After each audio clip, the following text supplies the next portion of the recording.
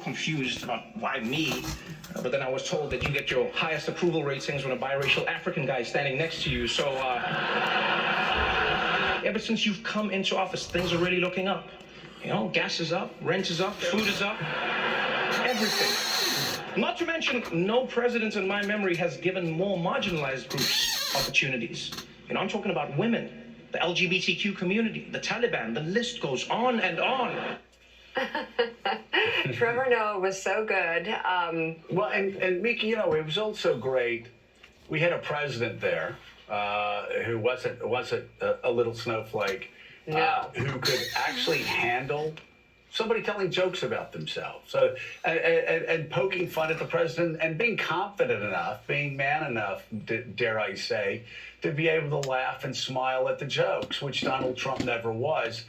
And it was great to see that. It was, you know, a lot of people voted for Joe Biden for a return to normalcy. The Wall Street Journal editorial page writes about that today, which I want to talk about a little bit later. But we saw that a president who not only could laugh at himself, but could praise a free press that even goes after him and attacks him every day. That's actually the difference between the United States and Russia. Something that Joe Biden appreciated, something that Donald Trump most definitely did not.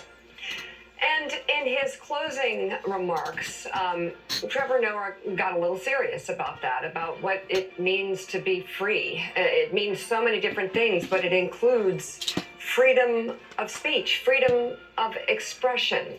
And he honed in on that. Take a look. Every single one of you, whether you like it or not, is a bastion of democracy. And if you ever begin to doubt your responsibilities, if you ever begin to doubt how meaningful it is, look no further than what's happening in Ukraine. Look at what's happening there. Journalists are risking and even losing their lives to show the world what's really happening.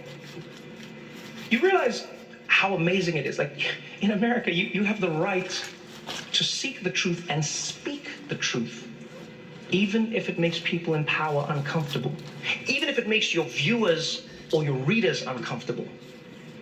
You understand how amazing that is? I stood here tonight and I made fun of the President of the United States, and I'm gonna be fine. I'm gonna be fine, right?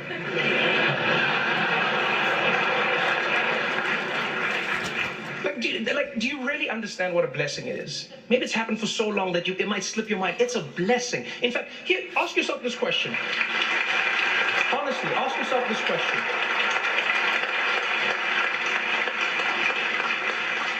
If Russian journalists who are losing their livelihoods, as you were talking about, Steve, and their freedom for daring to report on what their own government is doing, if they had the freedom to write any words, to show any stories, or to ask any questions, if they had basically what you have, would they be using it in the same way that you do?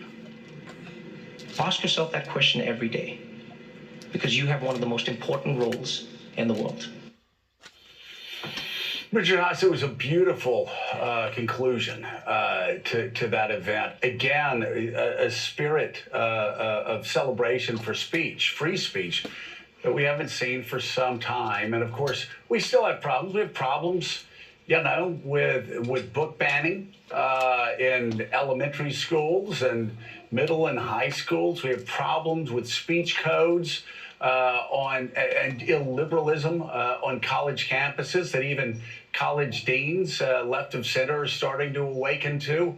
There are challenges from both sides, but what we saw the other night was a return to normalcy where people could get together, disagree with each other, tell jokes about each other, and still celebrate how great this country is, celebrate freedom of speech, Western democracy in a way that just was not celebrated during the Trump era. And as the Wall Street Journal said, editorial this morning, there's a reason why in a lot of places in Wisconsin, Joe Biden won by 10 points over Donald Trump and outperformed Donald Trump by 10 points, where Republicans were winning local and congressional races because Americans were exhausted And I've got to say, anybody seeing that the other night would be like, okay, a return to normalcy and decency. Yeah, normalcy is nice. It's reassuring. It's comforting. And I thought what Trevor Noah said, Joe, at the end was really interesting. It's a reminder that none of us should take for granted anything. And when he was talking about freedom of the press, Thomas Jefferson looking down on that dinner would have liked it. The sense of just how central it is to the functioning of any democracy. It's what holds us all accountable. And what you had there was someone reminding us of just how central it is, and a president who was comfortable with the freedom of the press, even if at times it comes at his expense. And that is what makes a democracy work. It's an acceptance of those rules. Those are the norms, and we have to accept it, even when it isn't always in our immediate self-interest. And I thought that was a special moment. I want to stop right there. I listened to this a while ago, and I thought to myself, you know what? That is a very, very good point in just exactly what happened to the founder of the Windmill Ministries whenever he first stood out into the eyes of the general public around here in Northwest Tennessee. And I rented out a spot over in WNK on an AM station towards being able to speak publicly about that in which what I needed to talk about, or that in which what I felt like God had instilled up into my heart to talk about. And within a matter of 3 to 4 sessions, 3 to 4 weeks, I was called on the carpet up here in Dresden, Tennessee, working for auto builders. It was a body shop at that time. I was called on the carpet about me speaking on the radio station about the interpretations of the Bible, and forced to have to make a decision of either losing my employment and looking for employment elsewhere here in Northwest Tennessee, or give up my position that I so dearly held pertaining to freedom of speech on WENK radio station up here in Union City, Tennessee. Whenever my very own freedoms was compromised in that way, within a matter of seconds after the individual, Jimmy Atkins, said what he said, which was Mr. Wooten's nephew. I think the word come out through the powerful and the rich, the elite here in Weakley County and Obion County, that we want that guy to shut up and get off the radio station right now. And if he doesn't, tell him that there will be severe consequences on account of him not reverencing to the things that we want him to reverence to. Well, within a matter of just a few seconds, I said, well then consider this my resignation, because I am not going to stop talking about the issues that I'm talking about, which at that time was the Bible and the interpretations out of the Bible. It wasn't just all revelations and the 4 horsemen. It was pertaining to the teachings of Christ out of the King James Version Bible. I immediately made that decision and said, we'll consider this my final notice or my final day. And within a matter of minutes, I was packing up my tools and getting on out of there. But I have run into this type of resistance movement for 30 some odd years since I have released,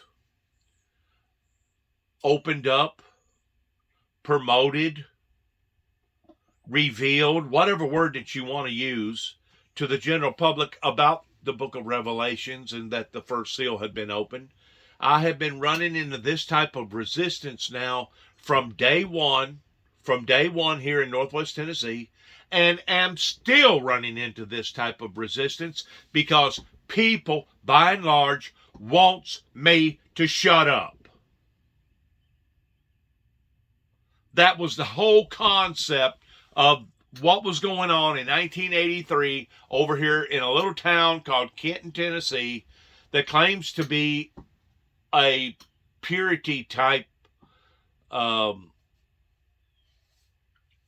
democracy, if you want to call it a democracy, in the exchange towards them having white squirrels running all over the place. They claim that they're the white squirrel capital of the nation, but yet now, just because I'd made a telephone call to the White House in 1983 about the Antichrist, and because I was talking about end time events, which obviously either went over their heads or they didn't want me to discuss, well, we think that this individual must be insane and he needs to be put into an insane asylum. And the whole time, the person that should have been put into an insane asylum was the very man that was beating his children and being harsh and beating his wife and abusing his family the way that he was abusing us.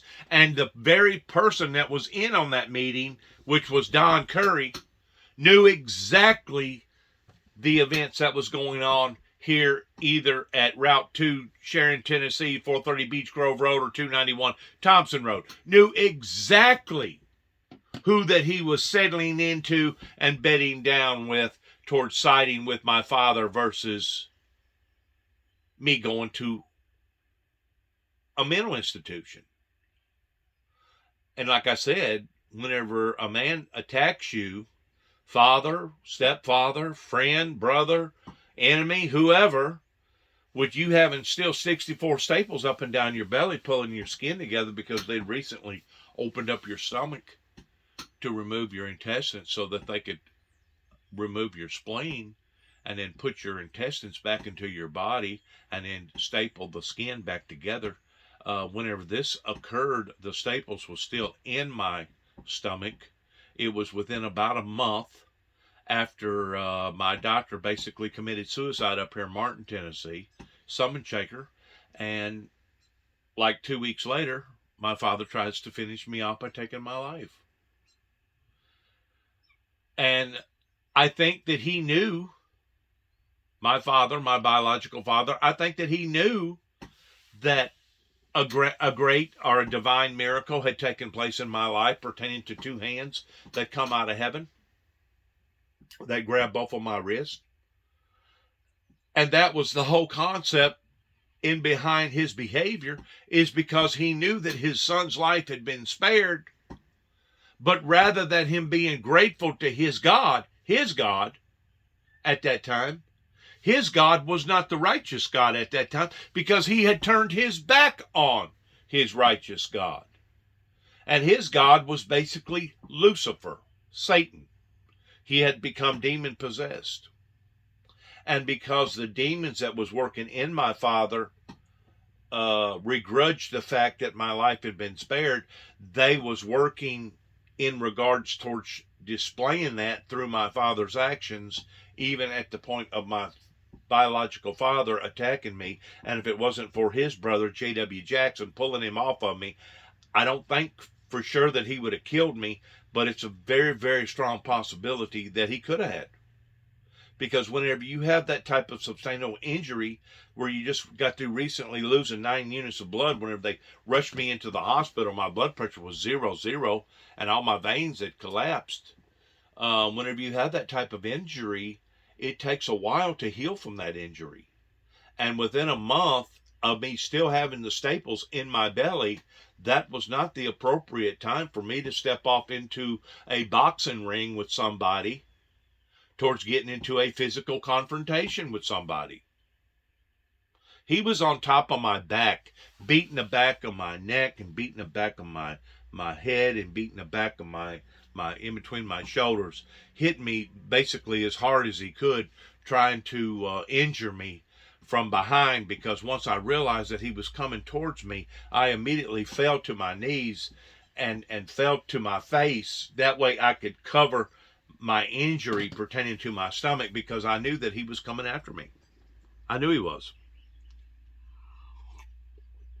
And especially for Don Curry, okay, to have dated a girl right up the road here, less than 2 miles away, and married that girl, Enloe Robinson's girl, Enloe Robinson's daughter, I think her name was Kay, and for him to have stayed as long as he has up the road here, less than probably 1/8 of a mile with the Willis family, and as much as he knowed about my father being brutal and being aggressive the way that he was, for him to have sided that day against me and for my father, to me,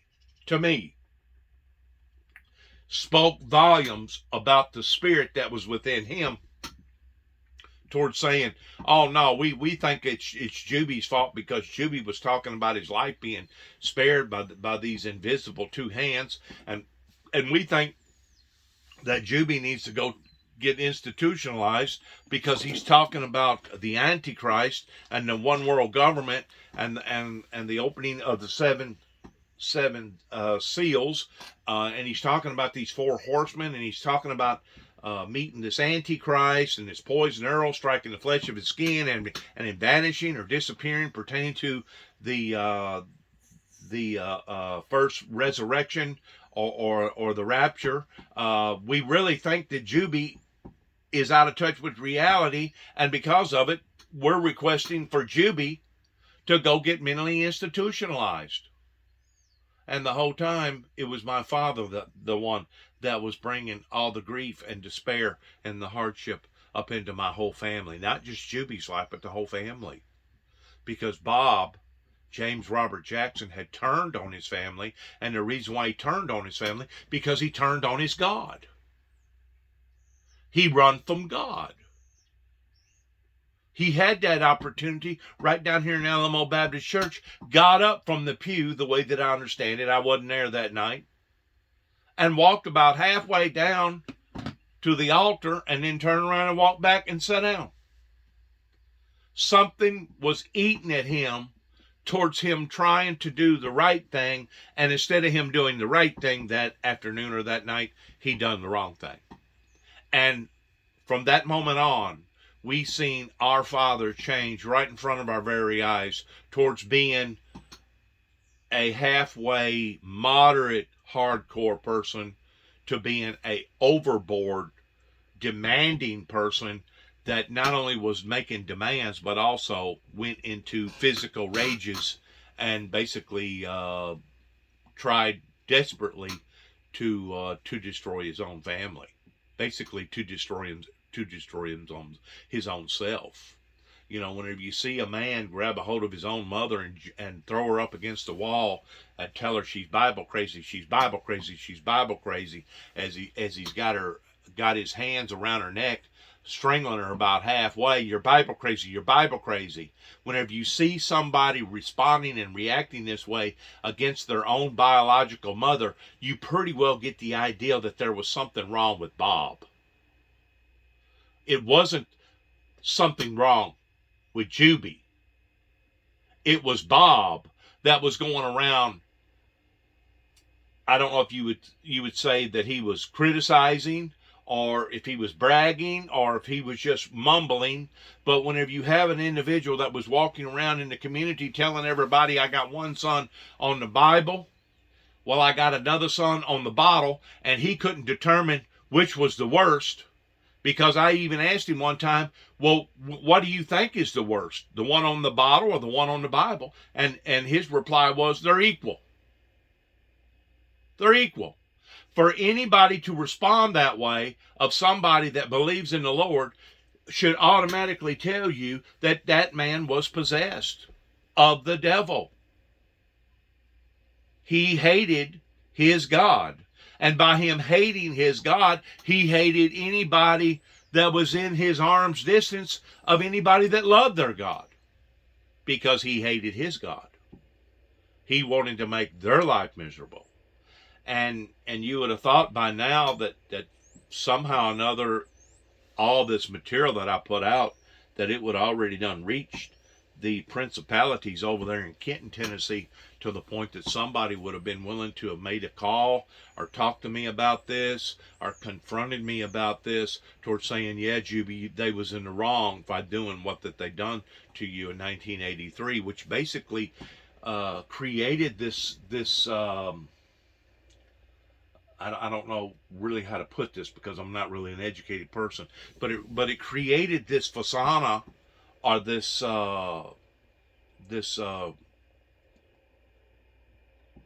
this atmosphere in my life to the point from then on out, if I ever had a close scrape with any type of law enforcement, and once they looked up my records and they realized that I did have some sort of a background engaging into the mental health communities, it automatically put me on this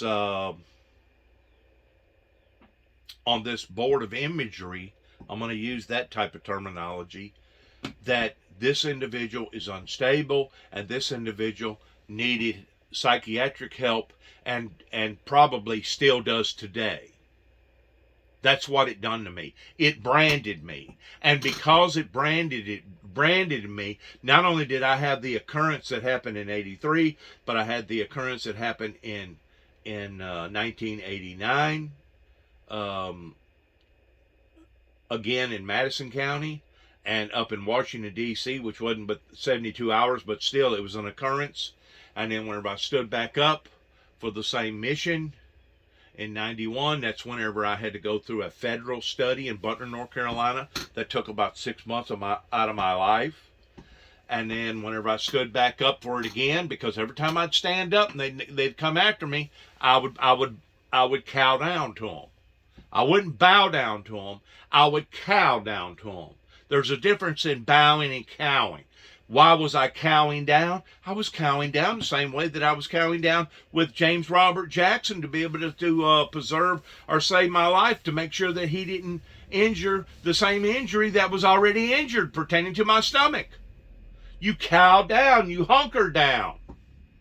It's not that you're bowing down, you're cowing down because you're trying to be self-sustainable. That way maybe you can get through that storm or get through that event, whatever's going on. But the point that I'm trying to make is this, that since that occurrence happened in 1983 in my life in Kenton, Tennessee, that I know without a shadow of a doubt, Don Curry, in which I was just over at his house last week, and basically told to immediately get off his property, that I wasn't welcome there. And according to the wife, she didn't know who I was and didn't want to know who I was. Okay, to give you some sort of a visual of what type of person that she was, in which I was told that she works at the cafeteria at Rutherford School, works for the school board, and that she's already been noted towards making children cry because of her harsh behavior. But I've been told that she's not a very, very pleasant person to be around. Well, once more, birds of a feather do flock together now, don't they? Pertaining to Don Curry, that married Enloe Robertson's daughter, which was Harold Robertson's sister. This is coming home to this area of people that was basically against me, that turned into my enemy, including Harold Roberts, that was engaged in a TVI meeting in Huntington, Tennessee in 2005. Once more, in trying to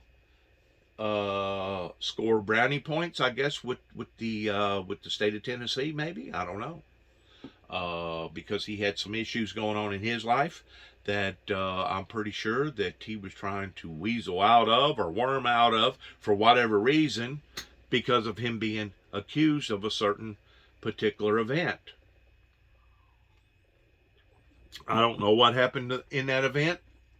I'm pretty sure that one day, whenever everybody stands in front of their maker, that we'll find out for sure whether or not he was engaged in that event. But until then, I ain't going to make no open statements about one way or the other, because I really don't know.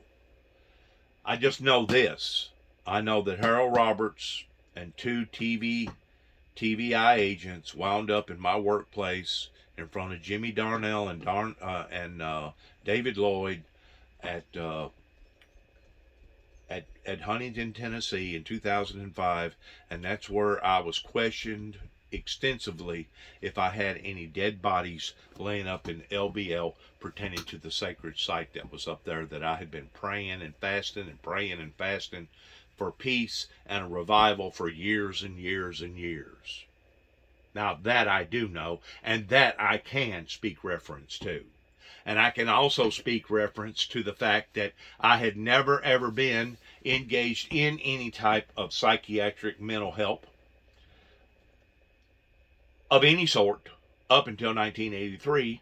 But since 1983, there has been a shadowing of assortments of similar type events that escalated into 9 different times. 3 was federal studies, or I say federal studies, the state of Kentucky in 2020 and 13 went all the way to Oklahoma to drag me back to Trigg County, Kentucky, over 2 non-threatening telephone calls that costed me almost a year in jail, in state jail, going to a state psychiatric hospital because of these characteristics that was following each characteristic, that something obviously was wrong with this individual, because obviously he had already been engaged with the psychiatric community going all the way back to 1983.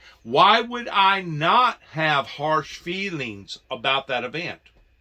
Why would I not feel broken or portrayed by the system itself because Damian Cross and some more people was engaged in that meeting? The mayor of Kenton, Tennessee, the very town that my mother was growed up in. Why would I not feel portrayed by the system of them doing me this way, simply because of me talking about the Antichrist and the end time events?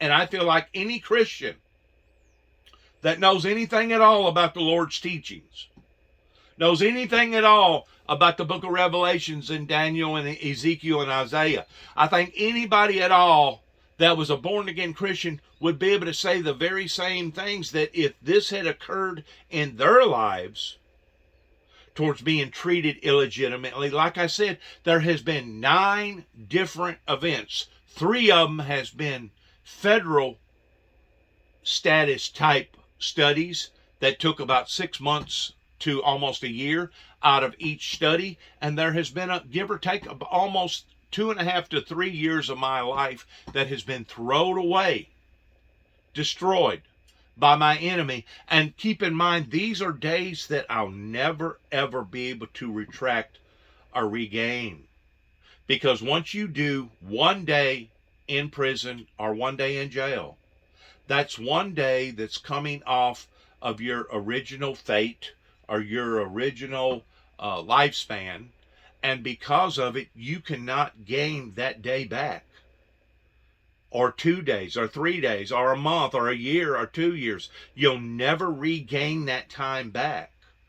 The system over here in America has been so broken, and it has broken so many people's lives by false innuendos and dirty cops and people that just didn't care about their own citizens. No wonder we have such of a high arrest rate over here in America. It's simply because the system has been taken over by a demonic influence that basically are harming and hurting their citizens. And I'm not saying that everybody's case should be looked upon like mine, because there are people out there that does got severe problems, especially now since the drug culture has become so flamboyant in the past 30 or 40 years, 30 plus years.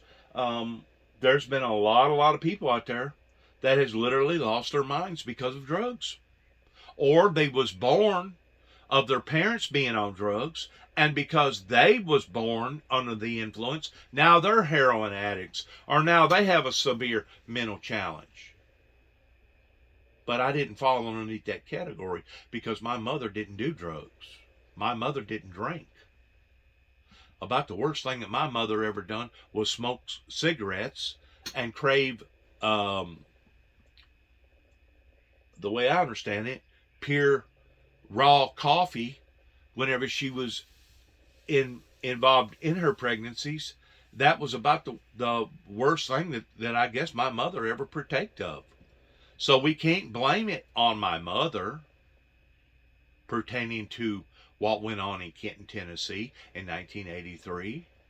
Just like we can't blame it on Juby Okay, the individual that's talking to you right now. We can't blame it on Juby in 1989 whenever he started paying for his own airtime by renting out a slot from a radio station and going on that radio station describing to various people that wanted to listen. If you wanted to listen, that's fine. If you didn't want to listen, that's fine too.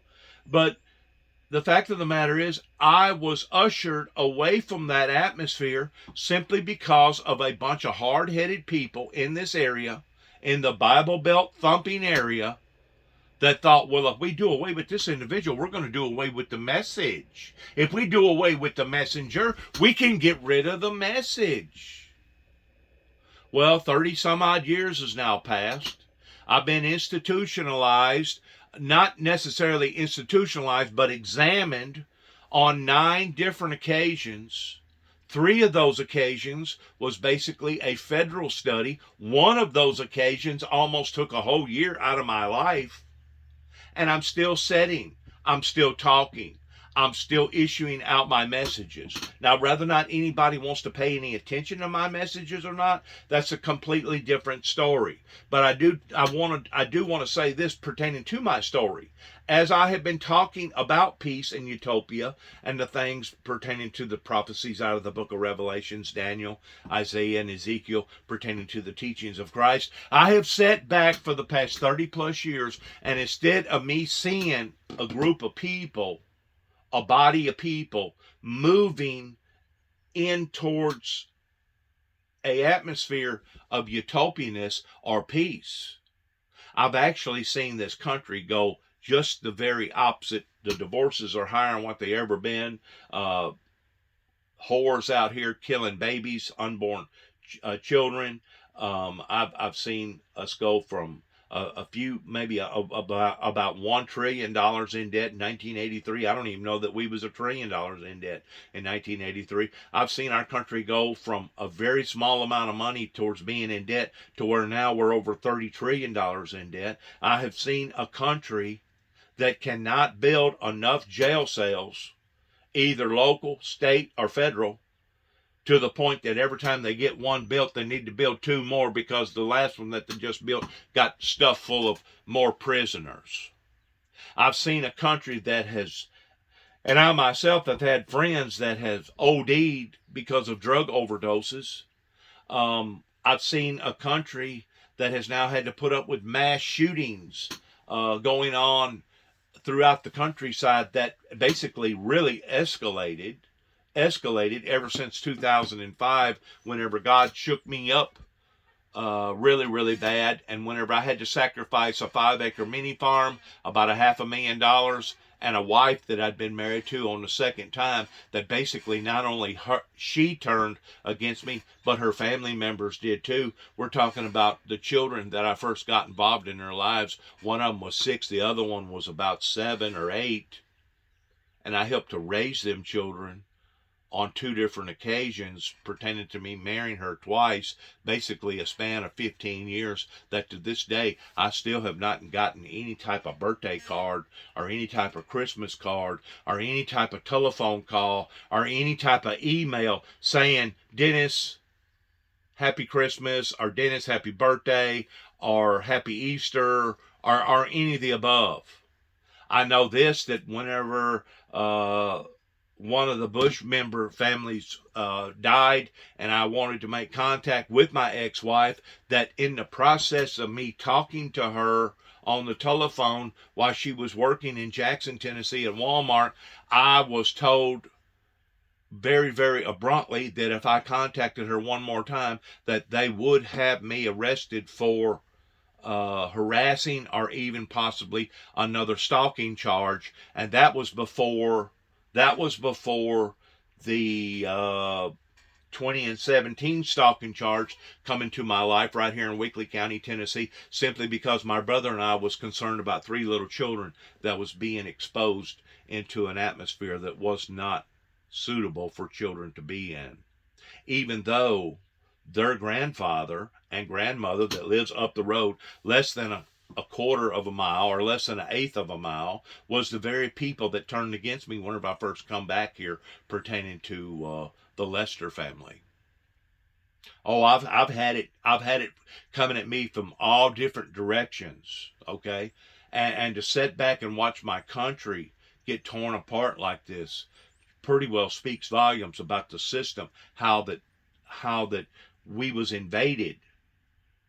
We was invaded in the early '80s and throughout the '80s, and now we're all paying the consequences on account of it, because of it. And to this day, I still meet people that they explain to me, the reason why we're going through the problems that we're going through is because of Mr. President Biden, and I'm still meeting people that can't see the trees for the forest because they can't see beyond the perimeter of a 2 to 4 year span. They don't realize where all this actually began. Going back to the core of origin, that yes, did it, as far as I'm concerned, in my life, started in 1983 in a little town called Kenton, Tennessee, in Obion County, Tennessee.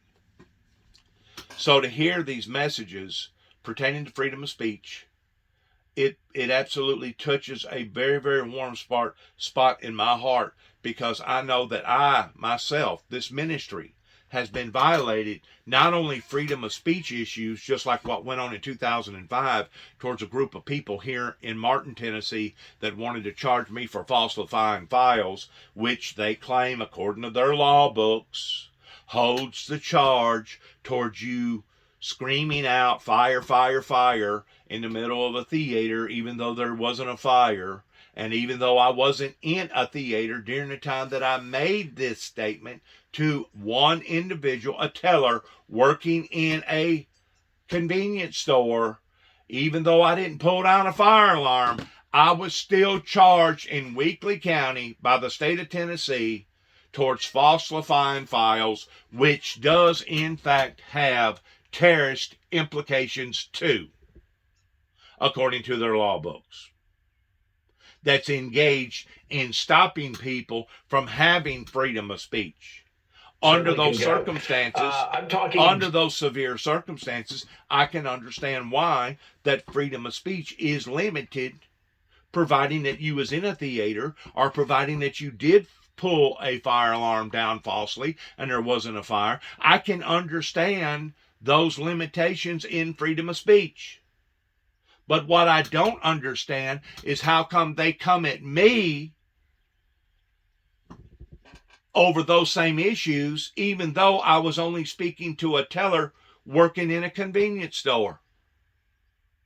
Well, now, since I have went through calamity after calamity after calamity, regardless whether it was the calamity here in 2005 in Tennessee or the calamity up above me, give or take about 35, 40 miles in an area around the Kentucky Dam in 2007, or the calamity that happened in my life in 2009, or the calamity that happened over 2 telephone calls in 2013, I can understand why now the reason all these calamities have occurred going all the way back to 1983 was because they wanted to tarnish, they wanted to destroy, they wanted to assassinate this individual's, not only his character, but they wanted to assassinate his calling, of the reason why that the 2 hands ever miraculously come out of heaven to begin with that saved this person's life. That way, this person that's speaking to you right now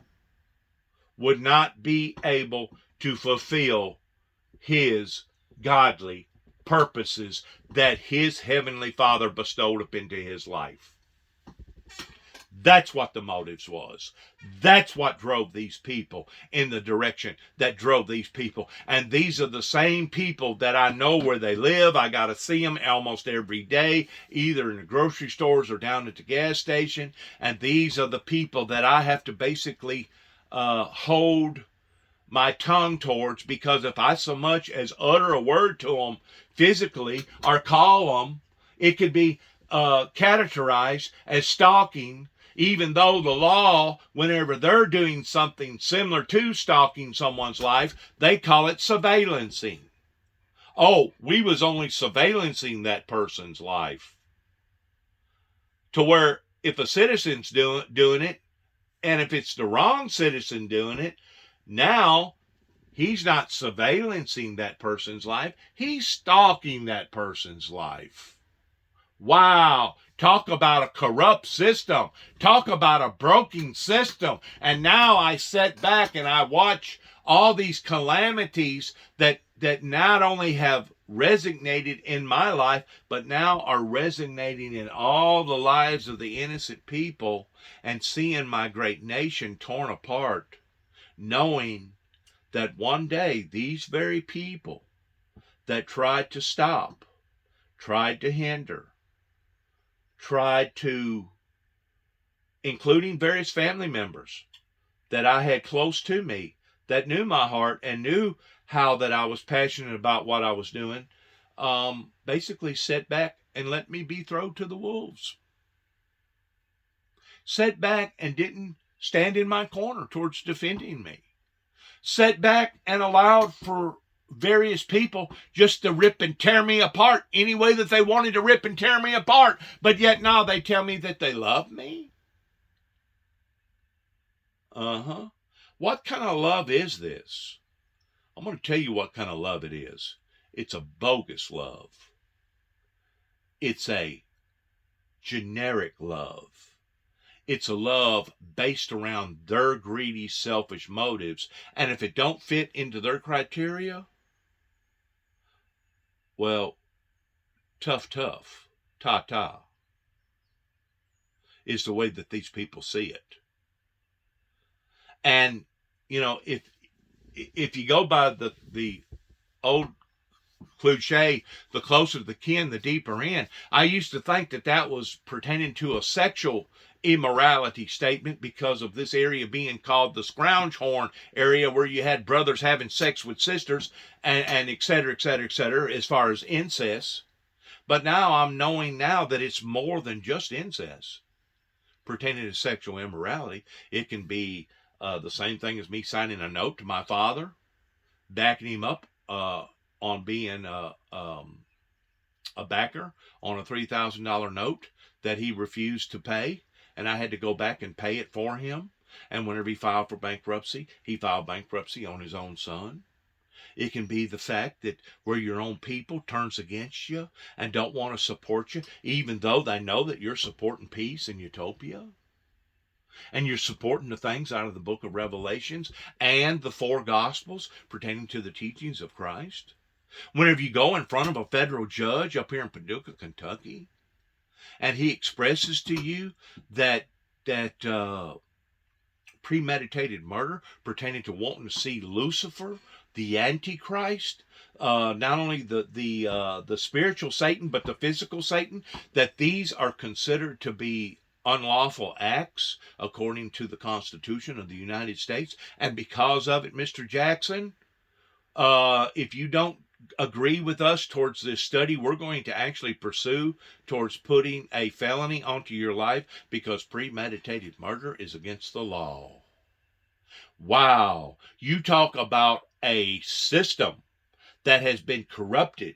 Whenever you're talking about a system that has been broken, now, after you hearing me, I hope that you understand the reason why that my brother and I put a cross in the front of this building, along with the St. Del's Recovery Shelter, based around habits, hang-ups, and heartaches, the 3 H's.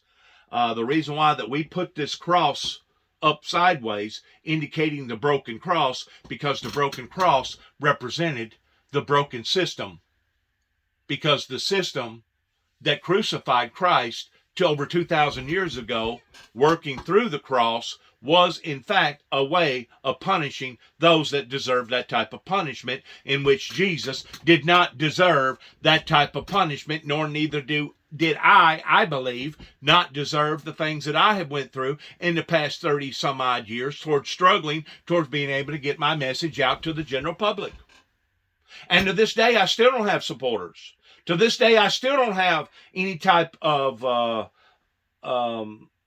confirmation pertaining to the people in Kenton, Tennessee, or in Weakley County, or in Martin, Tennessee, or in various places that attacked me up in Kentucky, land between the lakes, Paducah, Kentucky, the federal system, or out in Oklahoma City, Oklahoma, I still to this day have not gotten any type of confirmation pertaining to people apologizing to me and saying, what can we do to make things right, Mr. Jackson?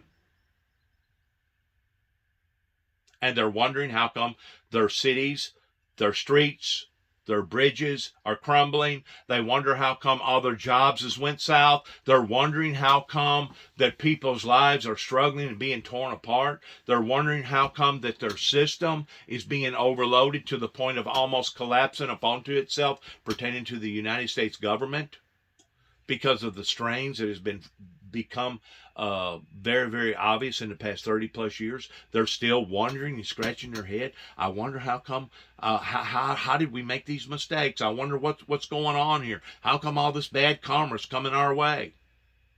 Well, quit wondering.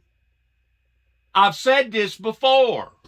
Quit wondering, because now you got an individual that's telling you the reason why bad karma has come back to the American government and to state government and local governments throughout these areas.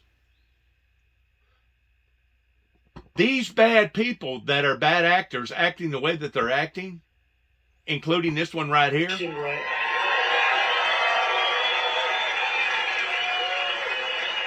And one person said, I've never seen anybody ace it before. I said, I aced it. I aced it. And they got, it's really a good thing because they no longer called me stupid. I lost one race. They say Trump was humiliated. That's what they're waiting for. They're waiting for one race. We've endorsed Dr. Oz. We've endorsed JP, right? JD Mandel. And he's doing great. I think he meant J.D. Vance, the guy who was against. And this is supposed to be somebody that's supposed to be working for the will of the people. This is supposed to be somebody that's supposed to be in our best interest. The very person that basically fumigated and hyped up everybody in provoking people and acting and doing what they done pertaining to January 6th. We're heading down a slippery slope. You don't have to be an educated person. You don't have to go to school and have a degree in Harvard or Yale towards realizing that we are heading down a slippery slope, not only with COVID, not only with the money issues towards being $30 trillion, but now we're looking at another ordeal, a dilemma pertaining to Russians and us being out, all this money towards bringing all this equipment over there. I mean, just one calamity after another calamity, and eventually, kicking the can down the road is going to stop. You know why? Because there ain't going to be no can to kick. Eventually, God will get tired of this, and he'll put an end to this. He will throw us, not only this great nation, but this planet, off in the great tribulation. Whenever he comes back in flaming fire, taking vengeance upon them who know not God, and he sets a sail towards burning down everything that's ever been built residentially or commercially. Whenever he comes back and throws this planet off into tribulation, then you'll know that your games that you have played upon the not only God's people, but upon the God, are now over with.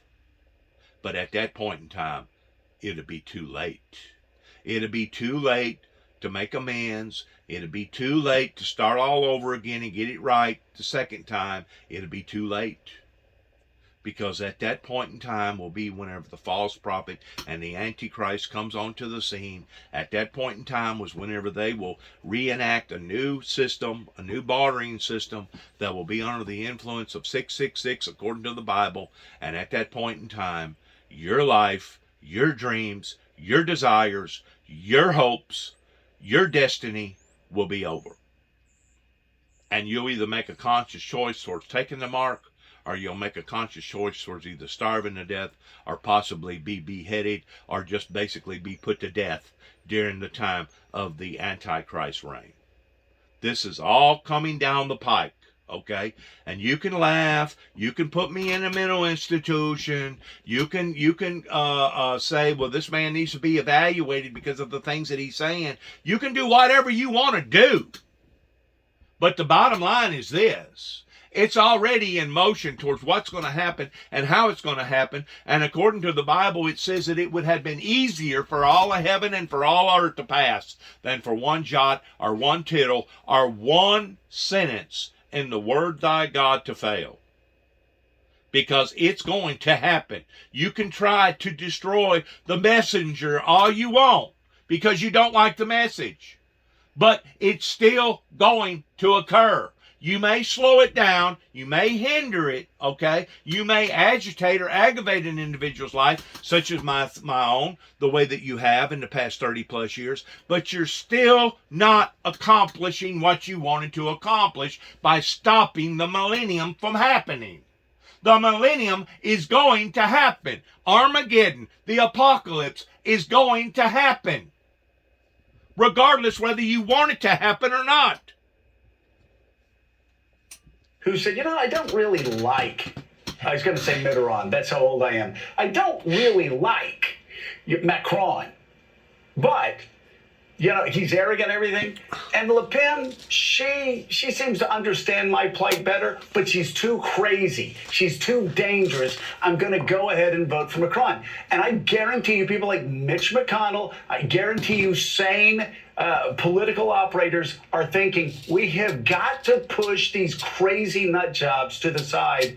These people that are talking about orgies in Republican meetings, these people that are talking, bringing loaded guns to the airport. Well, so far that's all one person. Whoa, these people talking about QAnon theories that are talking about Jewish space lasers, that are talking about Italians that are stealing elections, that are talking about pedophile rings, that are still saying, if you don't agree with us, you're a pedophile. People who are talking about burning books, who are talking about banning books. I could go on all day. But just for the record, the orgies, the gun at the airport, the licenses, that's one guy. These are the things that Northwest Tennessee is guilty of. Certain people that is engaged towards wanting to bring this type of resistance movement against God and God's divine message and God's people. This is what one day you will stand in front of God and he will say, this is what you helped to create.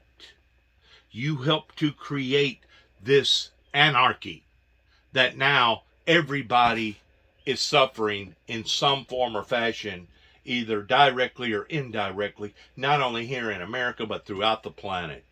This is what people in Kenton, Tennessee, Martin, Tennessee, LBL, Western Kentucky, Paducah, Kentucky, Oklahoma, Dresden, Tennessee, Nashville, Tennessee, pertaining to the capital. These are the things that you will be held accountable for one day whenever God says, this is what you created. This is the anarchy that you was part of. You was steadily pounding and beating on various rights of various Christians, and you wouldn't let them talk. You wouldn't let them perform the way that they were supposed to have performed here in America under the American Constitution. And because of it, now the consequences has fallen upon everybody. And they're still running. They're still ignoring. They're still avoiding. They're still not doing the right things. Well, they will. I promise you. The Neal family, okay, over here in Kenton, Tennessee, they'll do the right thing. The Davison family, they'll do the right thing. The Curry family over in Rutherford, they'll do the right thing. Tommy Moore and Tommy Thomas and the public whatever you call it, person that public state person that works for the state, prosecuting attorney, he'll pay for it. The people up in Kentucky, up in Cadiz, Kentucky, and LBL and Paducah, Kentucky, they'll pay for this. The people in Nashville, Tennessee, that was part of this, they'll pay for this. The people in Obion County and Weakley County, they'll pay for this. They'll pay for these things. The people in Oklahoma that lied, that did not tell the whole truth pertaining to the Timothy McVeigh and the Nichols Ryder truck of the 3,000 pounds of ammonium nitrate that killed 168 people that day, that we have recently went through another anniversary date towards. They'll pay for this because they did not tell the truth. They did not stand in the light of truth. Not only did they not stand in the light of truth, but then whenever somebody such as myself come along and wanted to tell the truth, well, they done everything in the world toward trying to destroy that individual's life by sticking a bomb in the back end of his truck and blowing the back end of his truck up and putting him all over national TV like he was some sort of a monster. Wow. Isn't that a pill to swallow? So coming up, Reverend Al's going to weigh in on this, on what's going on with Joe Biden's approval ratings. And in a few minutes before the top of the hour, we'll have the latest on Speaker Nancy Pelosi's visit to Kyiv. She's the highest U.S. official to go and visit with the Ukrainian president, and also some civilians escaping that steel plant in Mariupol. We'll have the very latest when Morning Joe continues. We'll be right back. I agree with David, I think his name is David Natchez, over in Memphis, Tennessee, one of our state representatives, that whenever Nancy Pelosi went over to visit with the Ukrainians, it shouldn't just have been a Democrat party. It should have been both. It should have been a Democrat and a Republican party that went over there to back and support what was going on with the Ukrainians. To me, that was a very, very unstable, not a fair move on the fact of the American government, and because of it, she was putting politics over, I think, doing the right thing. Because if she had that kind of money, if she had that kind of power that she could fly halfway around the world to speak to the president of the Ukraine, she should have done it in more of a diplomatic type way instead of a political type way. She should have done it with two parties instead of just one. That's just my opinion about that. You can take it for what it's worth. But now it's your turn to read. All right, let's go forward here. Let's try to fast forward this. See where we're at here. All right, stop right here. Back up. Sure, U.S. Back up just a little bit. Right there. Civilians who have been trapped in that horrific steel plant horrific conditions there, are finally being evacuated. Thank God. Now the wives of the last offenders in the city are pleading for their husbands' lives as well. Plus, the second major U.S. visit to Kyiv in a week, this time led by House Speaker Nancy Pelosi, adding more weight to America's commitment to Ukraine. Now we've learned the First Lady is headed to the region as well. In a moment, we're going to bring in the Washington Post's David Ignatius and get a live report from Ukraine. But first, we were just talking about more evidence of Joe's political mantra that crazy never wins. It did, though. I mean, that was my operating theory. Crazy did win. It seems to be winning a little. Has been winning a good bit in the Republican Party over the past several years, but I don't know. I think the tide's turning. Let's bring in right now the host of MSNBC's Politics Nation and president of the National Action Network, Reverend Al Sharpton. Rev, we were talking about how the Republicans were up 10 points. And it's okay, I want to fast forward this. This isn't where I want to be right here. I was wanting David Natchez to come on because they interviewed him a while ago. So let's go forward here. It ain't nothing that I got against this individual. But I just want to make a point pertaining to Nancy Pelosi going over there with only the Democrat Party. Bear with me for a second, please, as we fast forward this to where we actually want to go. You to say thank you for your fight for freedom, that we are on a frontier of freedom, and that your fight is a fight for everyone. And so our commitment is to be there for you until the fight is done. after, she flew to Poland, where she met right there with Poland's President Duda and had some meetings and dinners and really reaffirmed not just the United States support for Ukraine, but the United States partnership and shared challenges with Poland. Had some bilateral meetings there, meeting with the Poles and the ambassador and, of course, her delegation. But the importance of the United States relationship with Poland and their fight together to not only help the refugees, but to stand tall against Ukraine is as reinvigorated as ever with a visit by the United States Speaker of the House. Let's bring in right now columnist and associate editor for the Washington Post, David Ignatius. Also, that's him right there. That's that's a guy that helps to represent not only the Democrat Party. I think he's stationed somewhere down in Memphis, Tennessee, pertaining to that district. But the things that he's fixing to say, I totally agree with, as well as the woman to your right. If you'll listen to both of them very, very carefully, you will figure out the differences between reality, fairness, and etc. Professor of History at New York University, Ruth Ben-Ghiat. Thank you all both so much for being with us. So, David, I was talking to Richard Haass earlier today and General Twitty, and we find ourselves in this difficult position, I think. And I will say, perhaps I'm being a bit too optimistic for the Ukrainians, but just as Russians get ran out of the Kyiv area, I suspect they're going to have trouble because of their logistical problems, because of their morale problems, because of a military culture that is rotted to the core, and making great progress in the Donbass. And we have the SecDef talking about we're in it to drain the Russians, we're in it to win it. You have Nancy Pelosi going over there saying we're in it to win it. This isn't going to end on the USS Missouri, David. So how in the hell do we bring this in for a landing with a guy who has nuclear weapons and reminds us of that every day? It's not going to end with a treaty signed on the Missouri or anywhere else. It's going to end presumably in some kind of stalemate, a line of control across Ukraine, that partition, and then lengthy and probably unproductive negotiations to get the Russian forces out.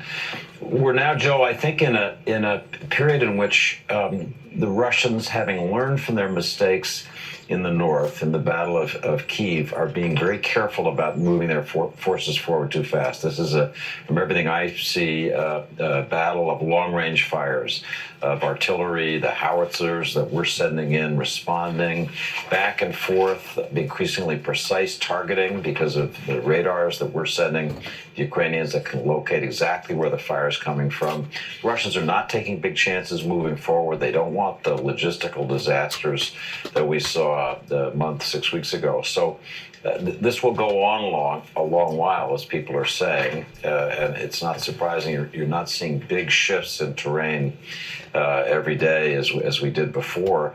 The question, I think, is whether the Russians really have the firepower to attack along the southern coast. If they can take Odessa, if they can begin to move west and landlock Ukraine so it has no sea coast access, that will be a decisive change in the war. No sign yet that they can do that. One point, right, Joe, that I would make on the Pelosi visit, I thought it was great. I thought it was courageous of her and the delegation to go. The little film clip that you show was the message. Our commitment is to be here with you until this is done. What I wish, here, this is just a kind of little snapshot of our politics. I wish this had been a bipartisan delegation. I wish Speaker Pelosi had not just led Democrats to go to Kyiv, but had brought Republicans with her so that her statement, we're with you no matter what, carries the resonance of the Congress as a whole, not one party. Because this is going to go on a long time. We're already seeing in the polling that I look at, significant divisions between Republicans and Democrats about how much they support Ukraine in the war, what they feel about Russia. So I think that's job one for Biden and Pelosi in the coming weeks, is to make this a real bipartisan commitment to support Ukraine.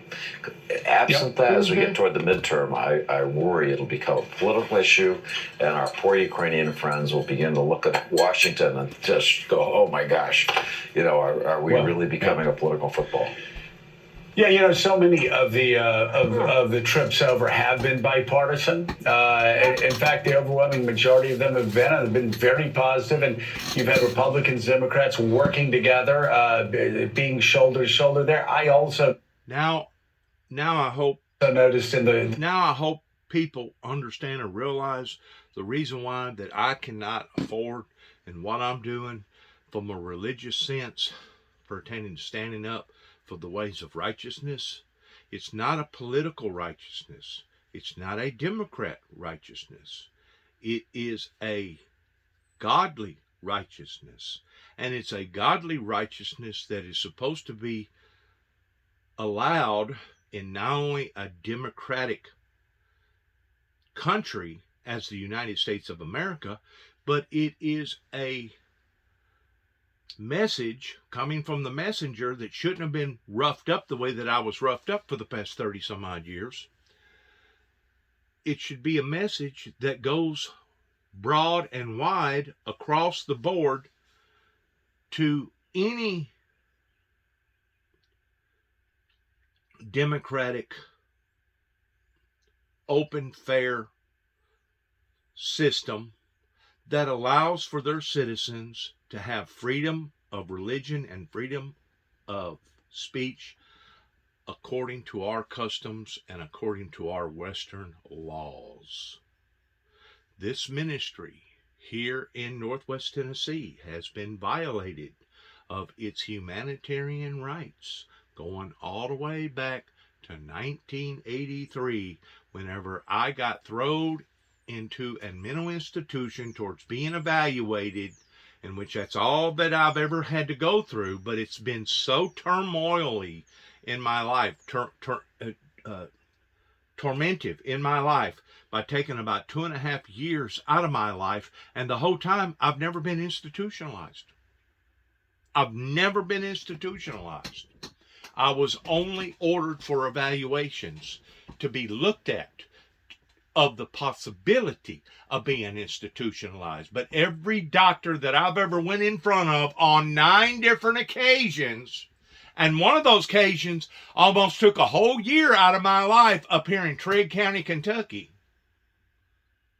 every time they have let me back out into the eyes of the general public by saying, he's okay. Ain't nothing wrong with this individual. Y'all need to leave him alone. But then the next thing you know, I'll have another little scrape over here. I'll have another disagreement over here. And the next thing you know, they abuse their authority by throwing me back through the process again. Haven't they figured out by now that I know what to say in front of these doctors? Are they that naive here in America? Pertaining to the law enforcement agencies, that whenever you keep picking on somebody like myself, that God is going to turn those events around to the point of bad karma. And that's the reason why that your country, your county, your community, your state, your country has went sour, is because you continue to keep doing this to God's chosen people again and again and again. Not just me. It's not just me. It's all of God's people that's been given gifts of being able to see things, hear things, do things. And there's no doubt if they're abrupt, if they're, violent, or if they have violent intentions towards wanting to bring harm and hurt to themselves in some sort of a way, maybe they should be evaluated, or maybe even institutionalized. But in most cases, according to Ronald Reagan, these people should be released and put back out on the streets if they are not a direct harm or hurt either to themselves or the others. That's the point that I continue to keep making, pertaining to how that they have roughed me up again and again and again, and to this day, still don't have a support team. That I recently told my uncle up in Paris Landing, I think it was Saturday, I was up there, and he brought up something about something, and I said, well, it could be Uncle Bill, because I never had no support team. And he looked at me, he said, support team? Well, they ain't never supported me neither. Well, Uncle Bill, have you really ever stood up towards wanting to be defiant in whatever that you was trying to get your message across? The only thing that I ever known of Uncle Bill ever doing was raising a family in which he done a marvelous job towards, and operating a body shop that my father taught him the trade to do. My biological father up in Chicago taught my mother's brother, Charles, and Bill, both, how to do the trade pertaining to the auto body trade after World War II. I've never heard him be political. I never heard Uncle Bill have a message from God pertaining to a revelation. So what do you need a support team in? Being an American? Why do you need a support team in? Towards not supporting the people that you should have been supporting, that you didn't support? Because as far as I know, the Jordan family over in Dyer, Tennessee, never did support the Windmill Ministries missions. Another group of people that did not stand with a ministry that stood for utopia and peace and the Lord Jesus Christ. Another family member or another branch to the family that never stood with the founder of the Windmill Ministries missions. The clips that we saw out of there, that it was an entirely Democratic delegation. It is critical that we send a message. Continue sending the message that there is bipartisan support for the Ukrainians, as we have shown up to this point. David, I'm curious. You spoke with the Secretary of the Air Force about nuclear deterrence in the age of Putin. Obviously, this is something that we worried about, that you talked to Dr. Brzezinski about a great deal, looking back over his time in the White House, that you talked to Brent Scowcroft and others about over the time. Something we worried about from the late 40s, early 50s, until the Soviet Union collapsed in 1991. We're worrying about it again. What's the Pentagon's plan for nuclear deterrence? Joe, this is the recurring nightmare of the Cold War years. It's something that Mika's dad, that generation lived with, the ever-present real threat of nuclear war, and need to have the arsenals to deter Russian actions. What we're seeing is that the Pentagon budget is reflecting more and more the need to modernize our nuclear forces. It's painful even to talk about this, the idea that we're getting ready to again have these weapons of ultimate destruction. But parts of our deterrent forces have not been modernized since Dr. Brzezinski's day. It goes back to the 1970s. The Minuteman III force that's in the ground, that part of the so-called triad. So one of the things that the Secretary of the Air Force told me about is the modernization of that ICBM missile force. There's a new missile called the Sentinel they're bringing in. It'll be more reliable. It'll have better command and control. This is the age, as we know, of electronic warfare and cyber, so you have to have modern systems that you can depend on. They'll be doing that. They have other new weapons coming in, a big new bomber called the B-21.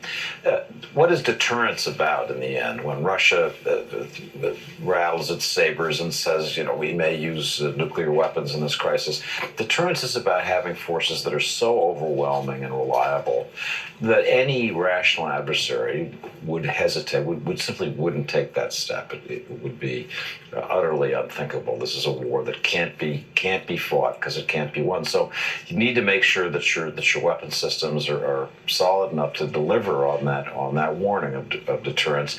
And I think it's painful as it is, good that the Pentagon is thinking again about this and spending the money. It'll take some years before these systems come online, but it's telling. Our conversation with Secretary of the Air Force took place a month into the war in Ukraine, and the war in Ukraine clearly shadowed our conversation. But it's one of the realities of today. Who would have thought a year ago that we'd be talking about modernizing our nuclear forces as an urgent requirement? Once more, if things would have been handled properly whenever the 9 tapes went to the White House, and if the church sector here in America would have gotten in behind the windmill ministries, instead of us talking about advanced There are a few key voices we know that he might have. Electronics in our nuclear warfare, we would actually be talking about downsizing our nuclear armament. Near the front, but there's also the oligarchs. There's those highly influential, very wealthy members of the Russian elite who could have some sway over what he does. I know you've been watching them carefully. Give us the latest as to where they stand now. We're 2 months in, and the war's not going well. Yeah. First, it's very dangerous to even open your mouth, regardless of who you are, even an oligarch in Russia. So when we see people, like there's a steel magnate, Vladimir Lysin, who said, well, we shouldn't be asking people to pay in rubles because it boots us further out of the international system.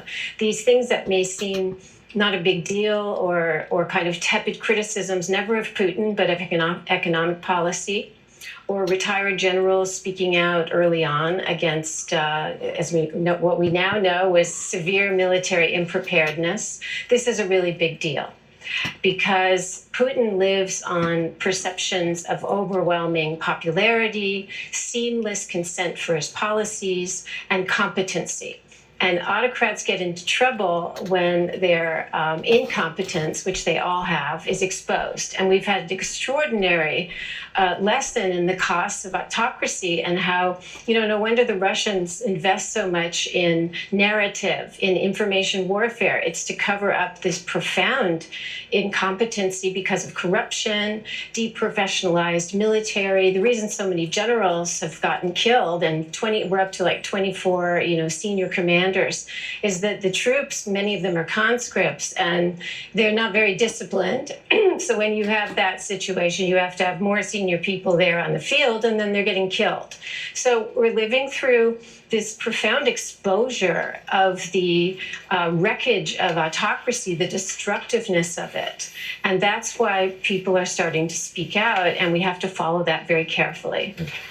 Ruth, I wanted to ask you about that. I love that, the wreckage of autocracy. And I love how you say that because we have been seeing over the past several years, during the Trump era, the rise of autocracy. Of course, there was Richard Haas's organization, Head Magazine. I'm sure you remember they had the cover of all the autocrats, China, Russia, from the rise in, of course, Hungary and across the world.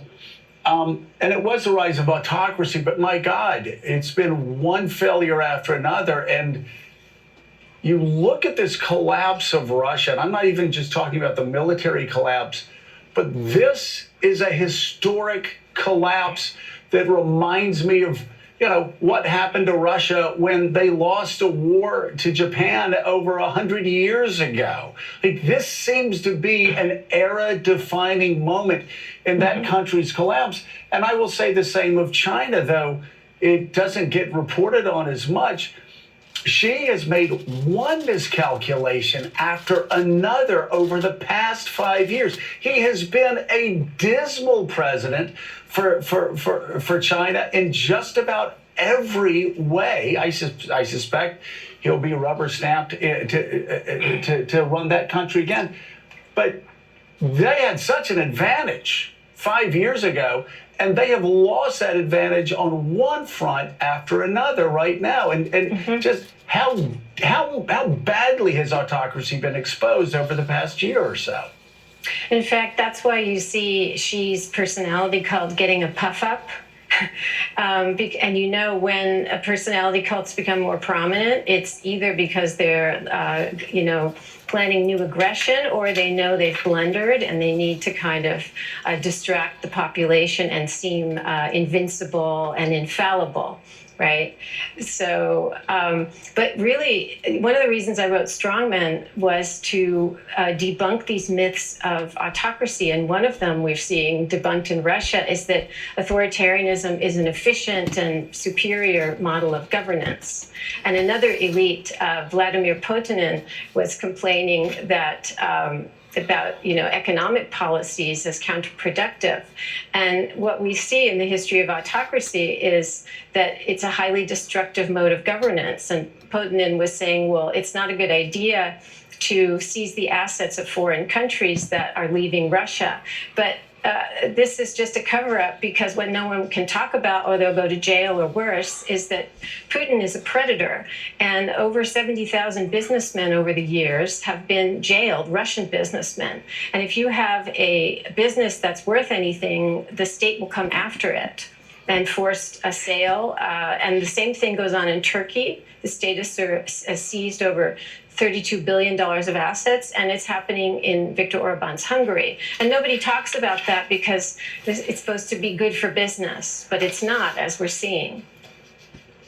So we're going to talk about the evacuation going on in Mariupol in just a moment. But while we're on the topic of China, let's bring in from Beijing, NBC News foreign correspondent Janice Mackey-Frayer. And Janice, talk to us, if you could, tell us a little bit about how China's leader is scrambling on COVID as it pertains to life inside his country and also the world economy.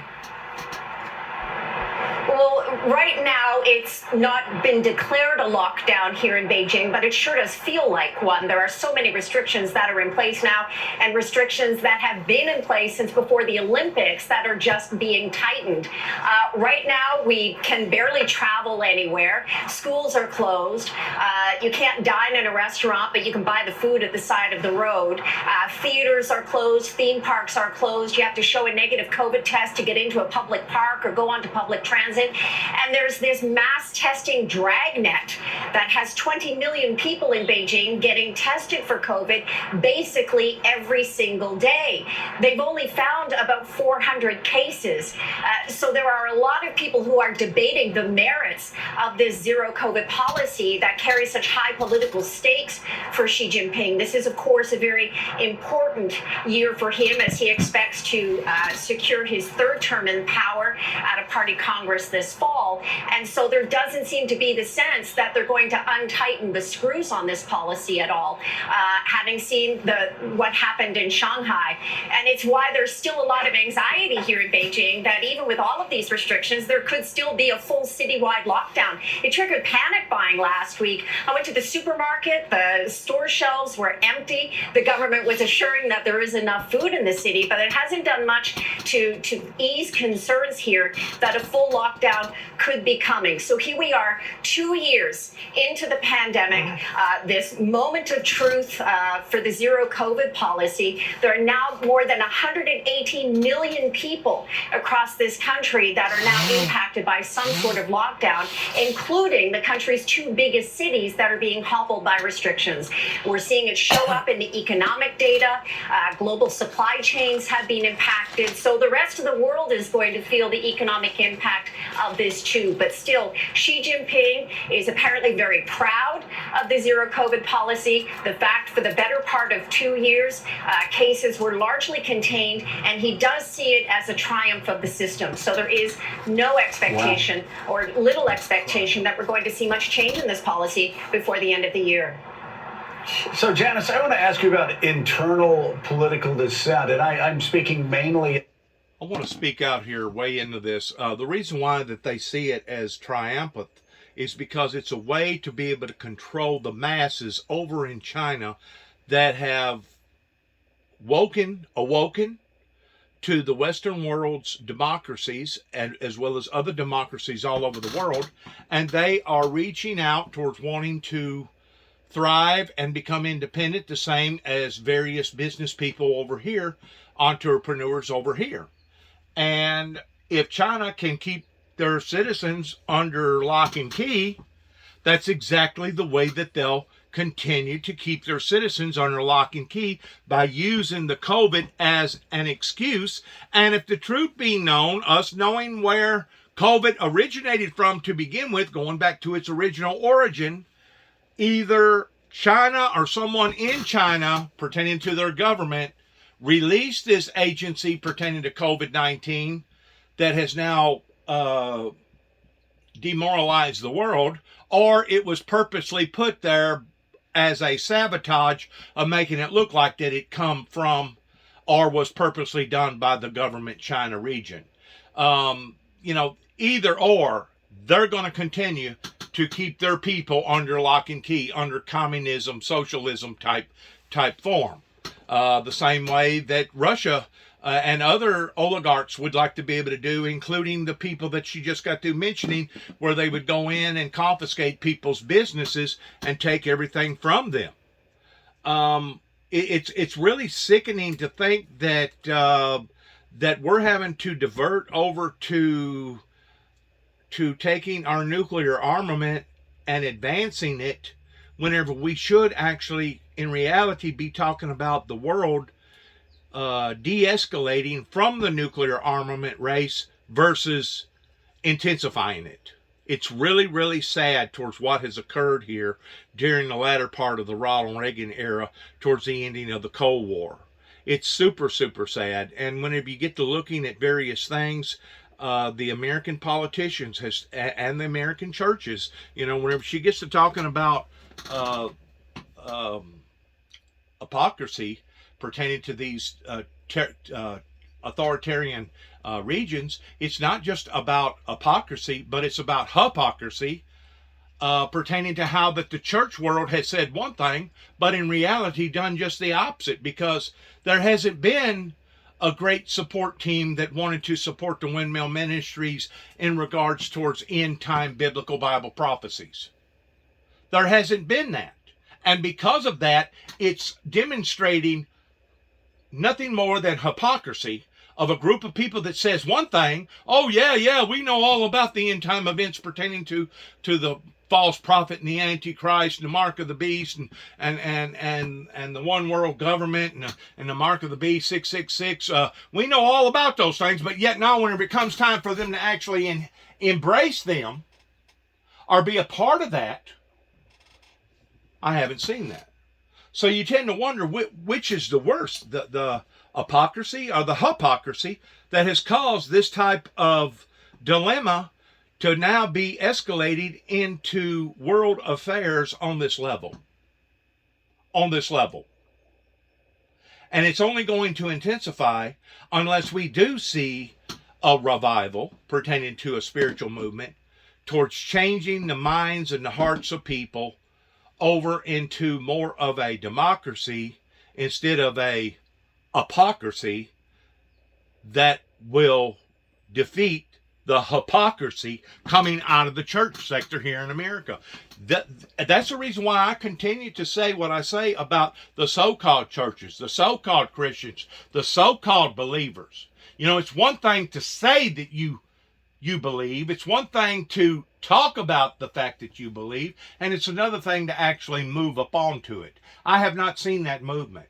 A matter of fact, I've seen just the very opposite in the 30 plus some odd years towards people moving away from the Windmill Ministries missions rather than moving towards or supporting the Windmill Ministries. That's the very thing that I was trying to explain to you a while ago pertaining to my Uncle Bill. He's 88 years old. He's one of the last remaining members in my family pertaining to the original Jordans that come from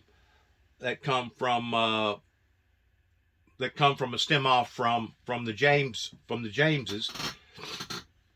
because my great grandfather was John James, which is akin to the Jesse James gang out of Liberty, Missouri. But to hear what you're hearing and to dissect it properly, you need to look at all the troops and not just part of the troops. You need to look at the whole story and not just part of the story, because you got to go back 30-something years ago, whenever Ronald Reagan finally accomplished by ending of the Cold War, to the point that now international trade opened up pertaining to the NAFTA deal. But no one was smart enough here in America to figure out, okay, we've opened up the trade pertaining to free trade. How about fair trade? That's where the American politicians failed the American people. That's one of the areas that they failed the American people pertaining to fair trade. They was focused on independent, global, international trade, but no one wanted to look at fair trade.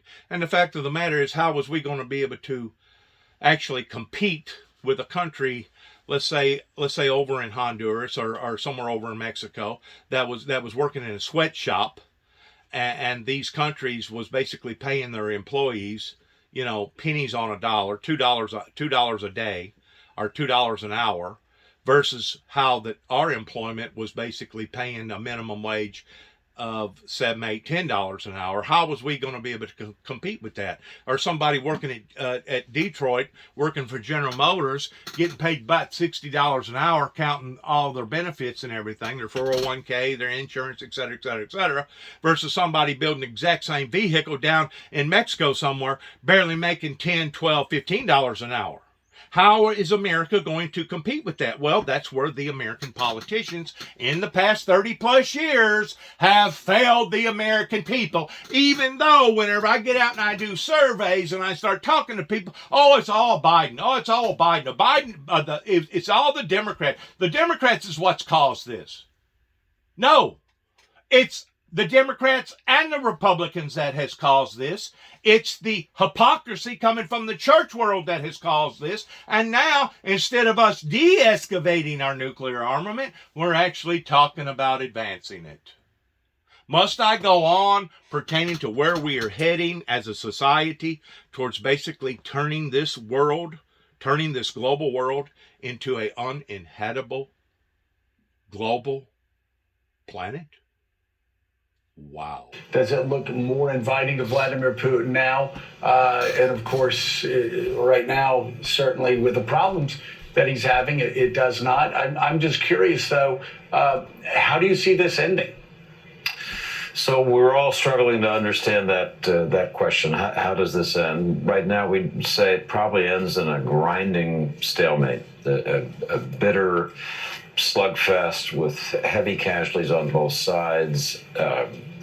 General Milley, our chairman of the Joint Chiefs, has talked about this as months, maybe even years of battling. When I look at footage like what we just saw of the refugees leaving Mariupol and that region, I'm reminded of the X factor in this war. And the X factor is the resolve of the Ukrainian people. The Russians didn't count on it.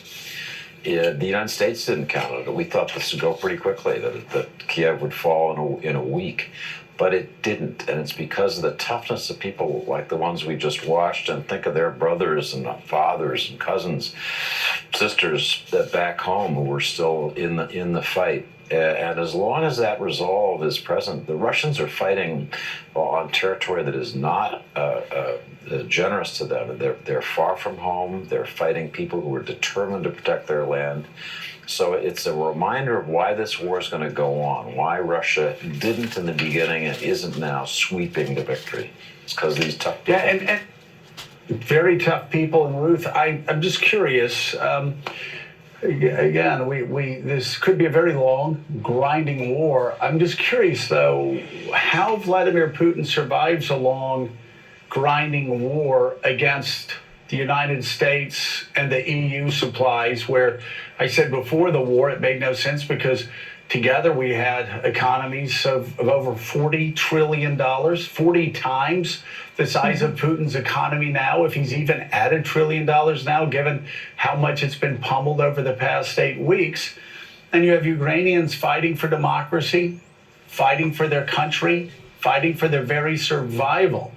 I don't I don't know how long. I guess my question to you: how long do you think Vladimir Putin can afford fighting this expensive war against not only the Ukrainians' resolve, but against allies that have GDPs of over $40 trillion a year, 40 times as large as Russia's?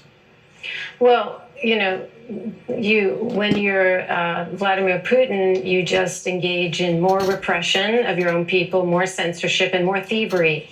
That's why he's talking in part about seizing the assets of companies that have left. In the meantime, you keep rattling your swords pertaining to nuclear armament and advancing nuclear armament, which is going in the direction towards total annihilation. Total annihilation. In the meantime, we have to struggle.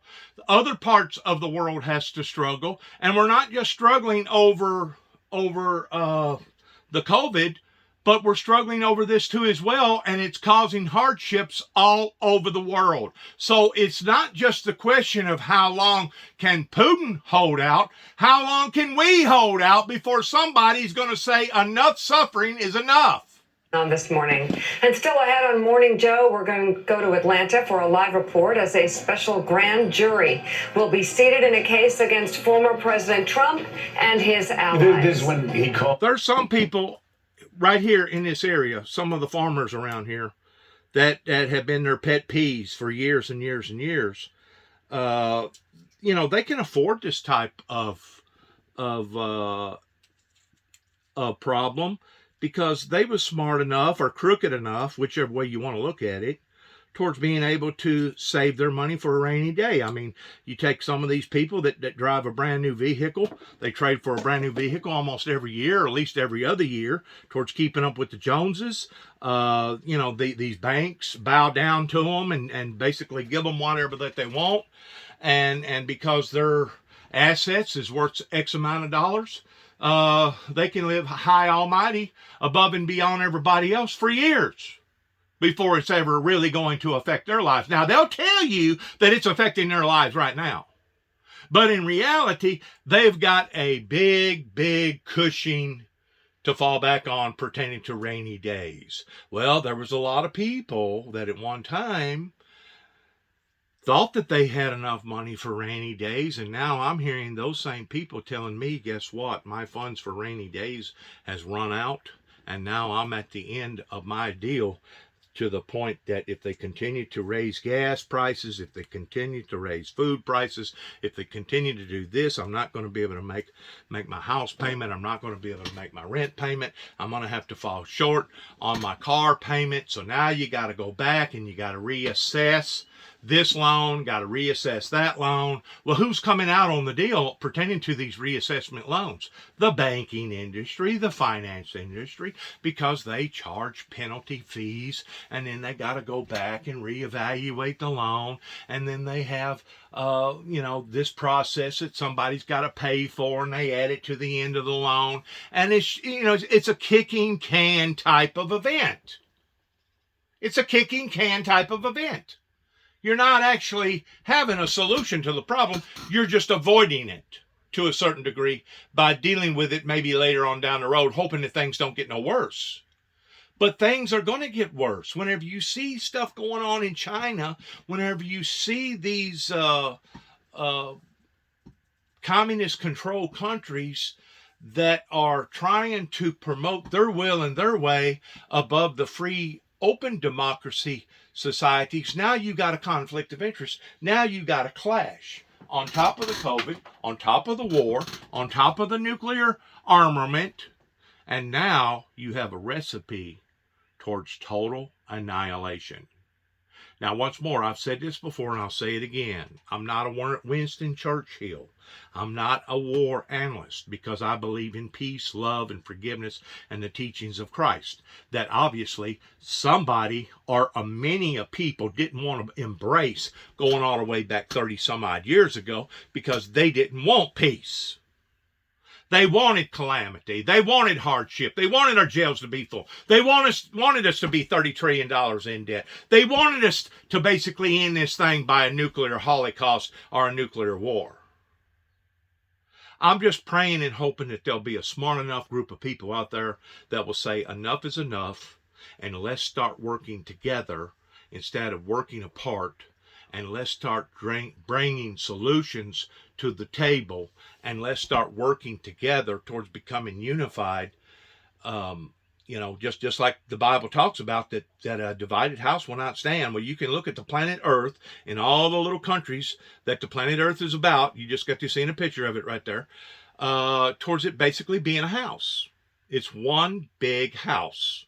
And it's a house that Satan has developed, okay, in the past 30 plus years, because nobody wanted to embrace righteous living or righteous God. They wanted to embrace the other God, which is not a God, but a evil entity, okay? But going back to the teachings of Christ, looking at the planet towards it being a house, what did Christ say about that house? He said that if a divided house would not stand. And that isn't just talking about one particular person's house. It ain't just talking about a business pertaining to a house. It ain't just talking about a community. It's not just talking about a state. It's not just talking about a country. It's talking about all the planet being a house, that a divided house will not stand.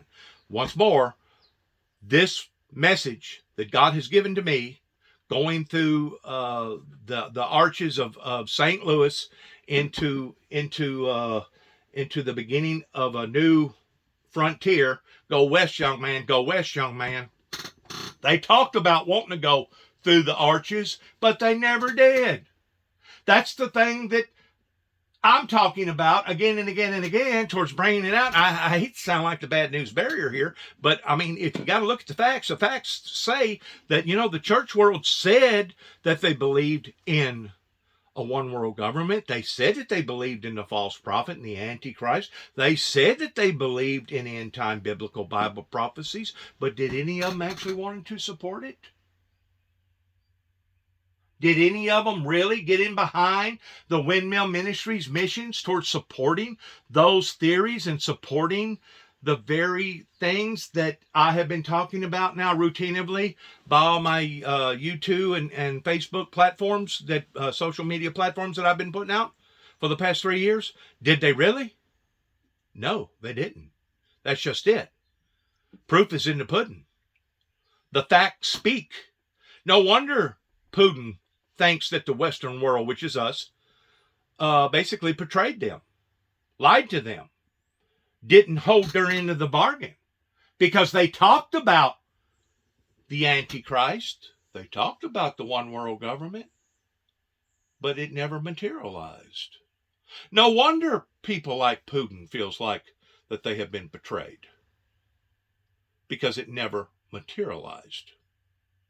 A bunch of lying, hypocrite type Christians that one day, not only the Christians, the so-called Christians that was involved in this, but the politicians that was involved in this, one day they will stand in front of God, and God will say, how come you allowed for this to go on, and you did not raise a hand to it, you did not intervene, you did not try to support a ministry that supported peace and utopia, and you sat idly by and let your world, as well as everybody else's, collapse right in front of you without doing nothing.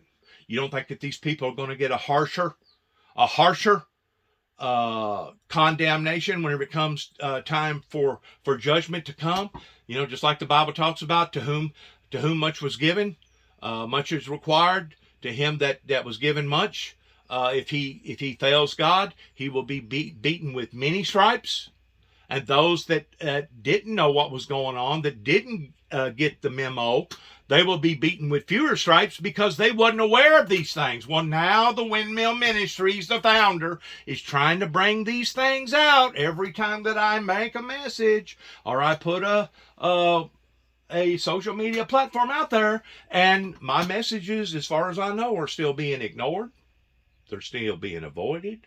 In the meantime, while I'm watching the boat go down, it's sinking, baby. I mean, it's the Titanic, and it's on its way down, but I'm still not seeing a positive movement. In the meantime, we're advancing our nuclear armament. We're hearing this madman talk to us about the threats of nuclear war. If you can't identify the dangers towards seeing the signs lying ahead, you're either blind in one eye and can't see out of the other, or you're just stupid. Or you want to be stupid. Maybe you want to be blinded, like a lot of these people around here are. Or let me put it this way, some of the people around here are. Not all of them, but some of the people around here, they're very aware of what has went on with the Windmill Ministries pertaining to the individual speaking to you right now, but they're not willing, including my son, towards standing in my corner and defending my integrity towards how that his father has been violated again and again and again. Once more, it's so much easier to put somebody off and to say, well, they was wrong and I was right. It's so much easier to put somebody in the category and say, well, they was crazy. The whole time they was crazy or they was wrong. For a good person can make a mistake, but it takes a better one to admit it. I have yet to see Tommy Moore, Tommy Thomas, anybody over there in Kenton, Tennessee, Martin, Tennessee, to the old PD pertaining to the mayor over there, Randy Brundage. I have yet to see anybody from the state of Tennessee or Kentucky or Oklahoma or the federal agency up in Washington, D.C. to come and say, we was wrong. We owe you an apology. We need to make confirmation with this individual. Because if you don't, I promise you, you're going to see hell. You're going to see hell, not only in hell, but you're going to see hell right here in the United States of America. So continue on the path that you're on. Continue denying the fact of the facts that I've been telling you about. And you'll coming near a neighborhood near you. In other words, it's not a matter of whether or not the Russians can hold out. It's not a matter if the Ukrainians can hold out. It's a matter of whether or not the world can hold out. Because whenever we're seeing escalating prices, that is now intensifying, even that in which what went on in the early 80s, it caused many mama papa businesses and farmers to go out of business. Whenever we're seeing this routinely happen again, but now it's even intensifying even more so on that same level, do you not think that destruction is going to follow in behind it? I mean, I'm hearing many big banks that's saying not only are we heading towards a recession, but we're heading towards a depression. We're heading towards the collapse if we don't wake up and start smelling the poo-poo that we've been shoveling out. I'm going to end this with this, and I'm going to say good luck to all of us as we always end our program by saying we love you in Christ. We covenant your prayers. We want to say good luck to America and good luck to our troops and good luck to America's endeavors. And most importantly, we want to say shalom in Christ pertaining to end-time biblical Bible prophecies, regardless whether you like it, you support it, or you agree with it. It's going to happen, regardless of what. It's going to happen. God bless you. Shalom.